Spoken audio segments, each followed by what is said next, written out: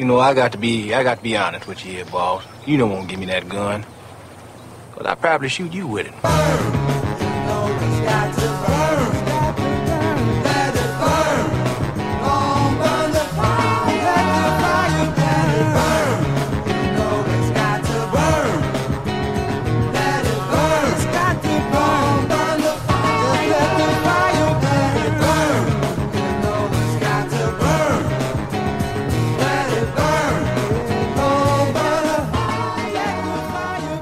Some people who are breaking into our country, what the federal government calls illegal aliens, who happen to be predominantly Hispanic Latino, mainly from Mexico, and because they have a certain brown hue to their skin, they are trying to claim that they are the rightful owners of the 14th Amendment, and we're here tonight to say, amigo, not so.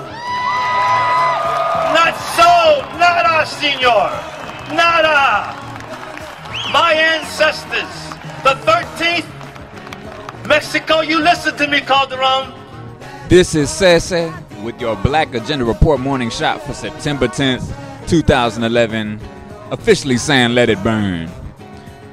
Those of y'all that missed Katt Williams' outburst in Phoenix from late August, the dude joined the company of Ted Hayes as the premier recruit for Sheriff Joe Arpaio's armed volunteer posse, y'all. You think I'm just in Mexico and I'm defending America? Because are you Mexican? Do you know where Mexico is?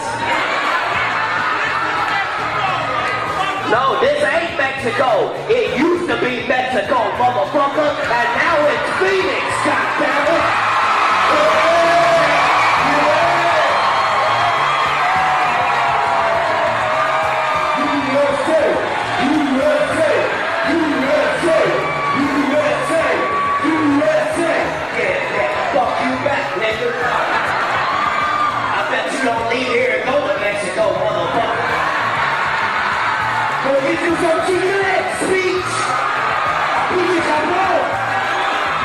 Katt Williams might as well be a backup dancer for a certain Oaktown Patriot. Can you touch this?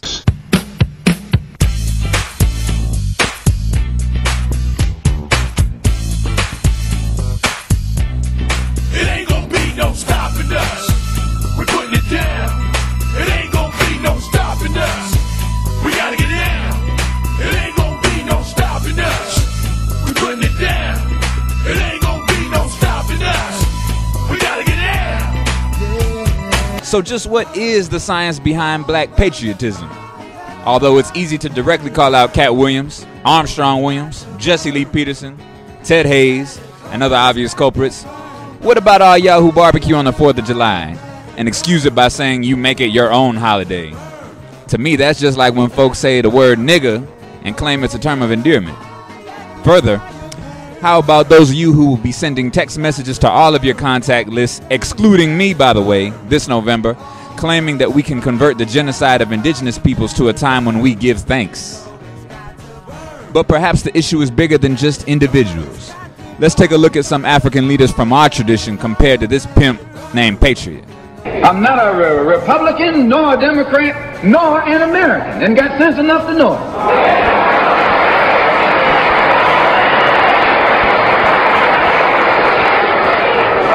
I'm one of the 22 million black victims of the Democrats. One of the 22 million black victims of the Republicans, and one of the 22 million black victims of Americanism. Motherfuckers think they can live in this country and then still be allegiance to another fucking country. If you love another country more than you love America, motherfucker, then get to step into that bitch. This country has never cared about black people. That's right. They don't give two damns about us. And all of us always turn around worrying about what's good for America, what's good later for America, what's good for black people. Do you remember when white people used to say, go back to Africa, and we had to tell them we don't want to? So if you love Mexico, bitch, get the fuck over there. Revolution people. We're going to stand together. We'll have a black army, a Mexican American army, an alliance and solidarity. We'll have the progressive whites, all of us. And we're going to march on this pig power structure. We're going to say, stick 'em up, motherfucker. We come for what's ours. Up against the wall. Oh, say, can you see by the dawn's early light what's so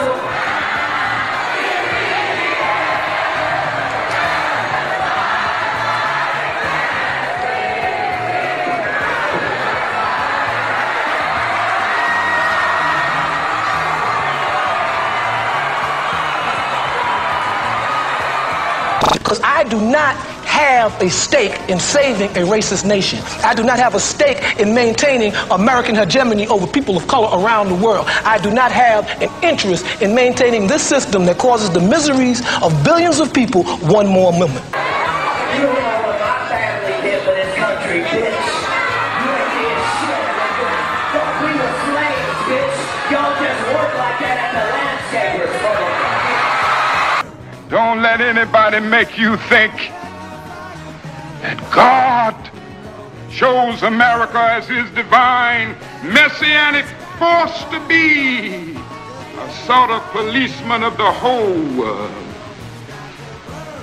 God has a way of standing before the nations with judgment, and it seems that I can hear God saying to America, you are too arrogant.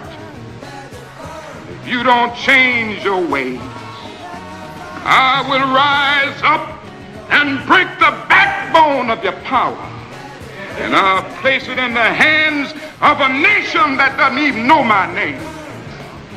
Be still and know that I'm God. Notice some common current with all of the views opposing Katt Williams's.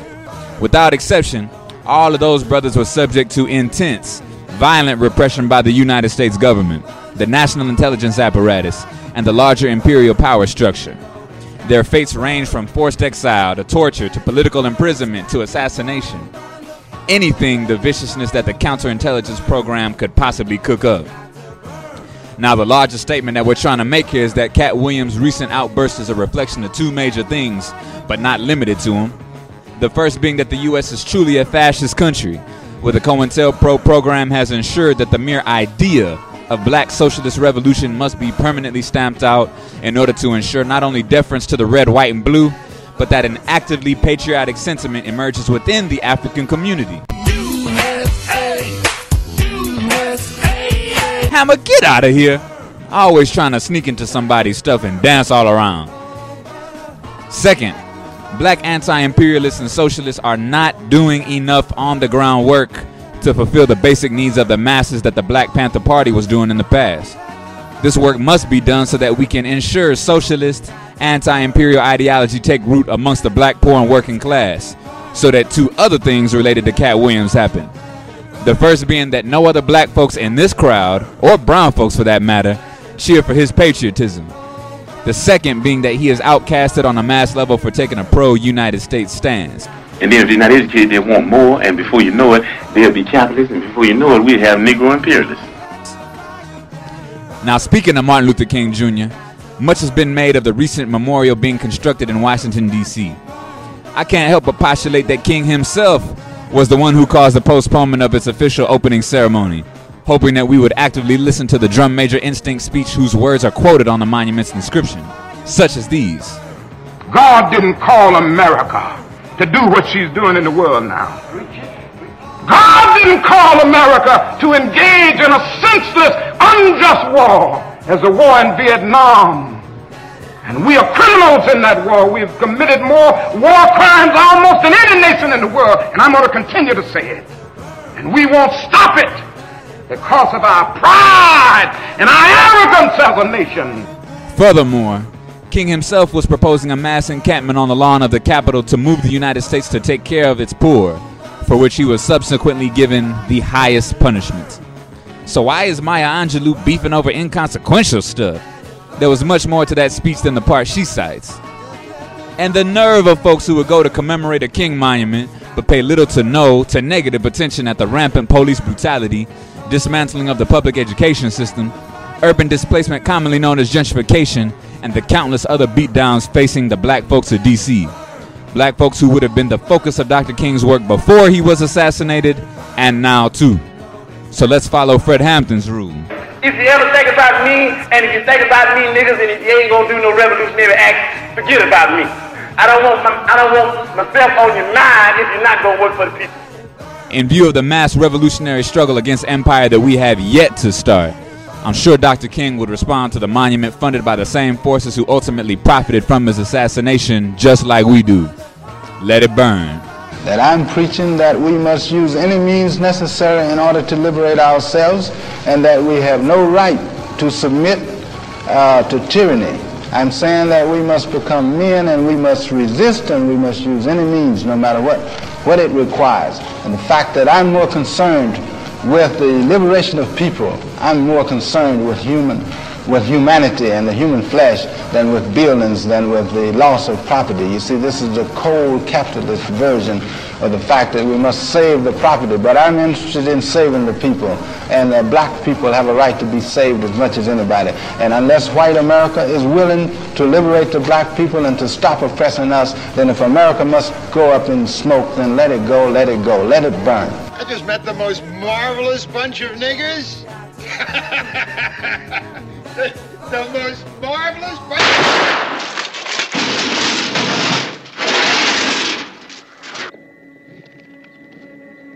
You get 'em?